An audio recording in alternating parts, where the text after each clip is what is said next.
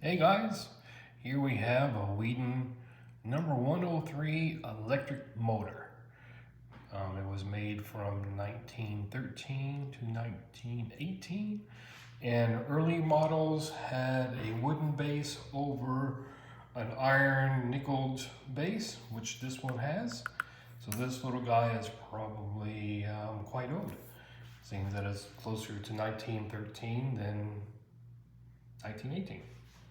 All right, so when this guy came to me, and I got it off from a live auction online, it was in disrepair.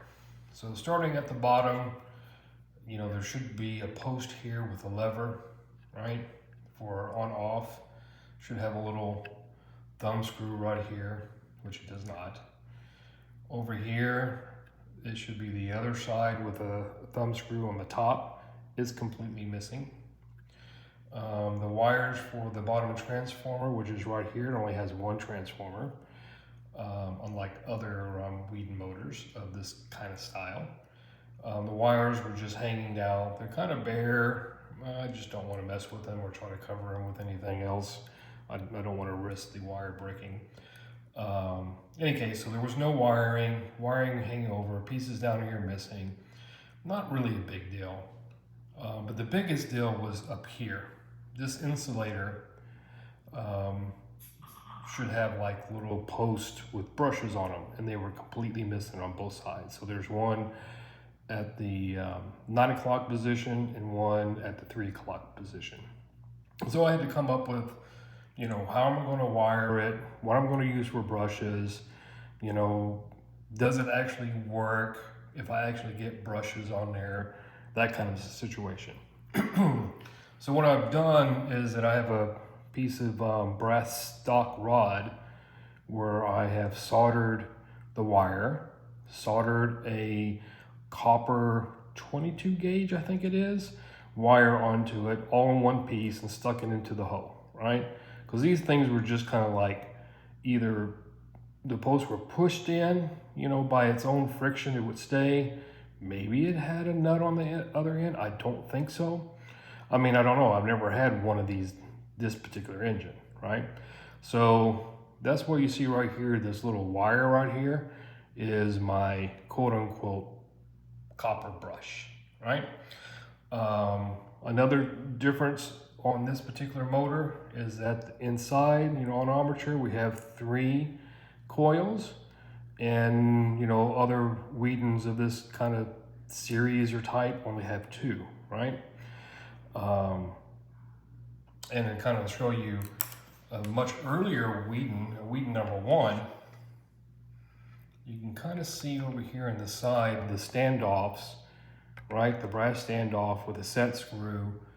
And I don't even think I think it's like some type of spring steel that you're using for the brushes, right? All right, and you can see what the posts look like that I'm missing. Alrighty, oh, and then what I really wanted to show you is that, see, it only has 2 coils in the center, right? And then there we go, put it right there, you can kind of see a little bit better.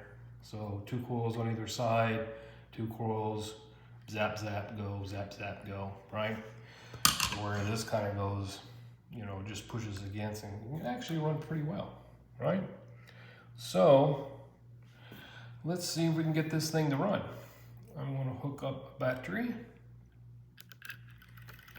can see that it starts up pretty well. Has a nice little noise.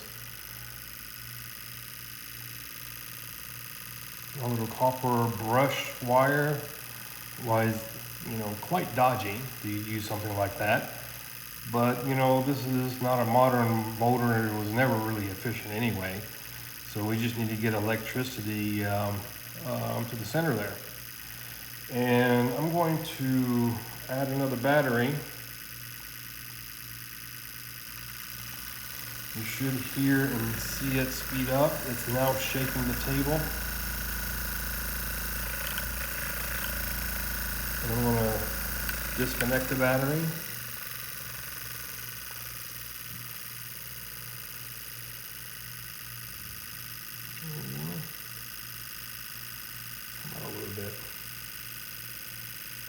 just chugs right along.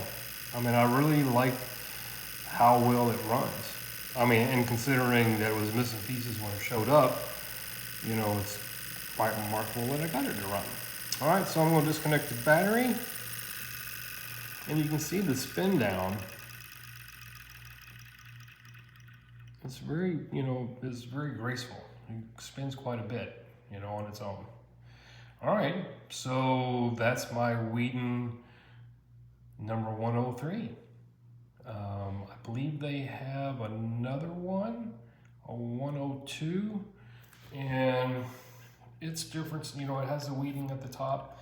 You know, this Weeden, other in, you know, pictures of different styles that have this is nickeled, but I'm pretty sure that's has never been nickeled, because you know the rest of the nickel of the engine is in good shape, and I just can't find any nickel underneath the screws or anywhere. Anyway, so this is the profile here. You can see that it's kind of tall. There's another one that's kind of like this with the 3 coils inside. That's like stubby. It's like a lot shorter. And I guess I do a flip around so you can see the balance wheel side and inside. Yeah.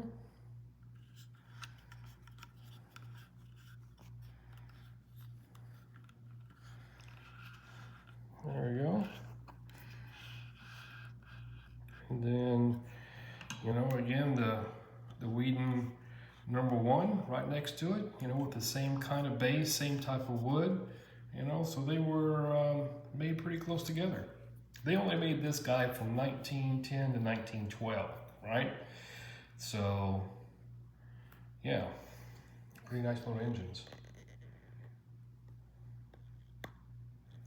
All right, so I hope you enjoyed this little demo, the Weeden number 103. I have, you know, received another, you know, 5 engines at the same time when I bought that 103 there on the left.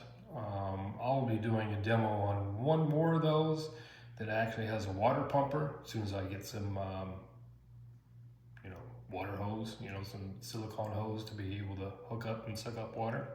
It's a pretty cool engine. And then I guess that's it. So next thing is trying to come up with a better brush mechanism, proper brushes, you know, phosphorus bronze, you know, sheet that's probably like 0.001 or 0.01 in thickness, right? And so I'm not using little copper wire. But at least I know that the engine works, and I have an idea how I can make my own, though Frankenstein-ish looking standoffs and brushes. All right, y'all have a good one. See you in the next video.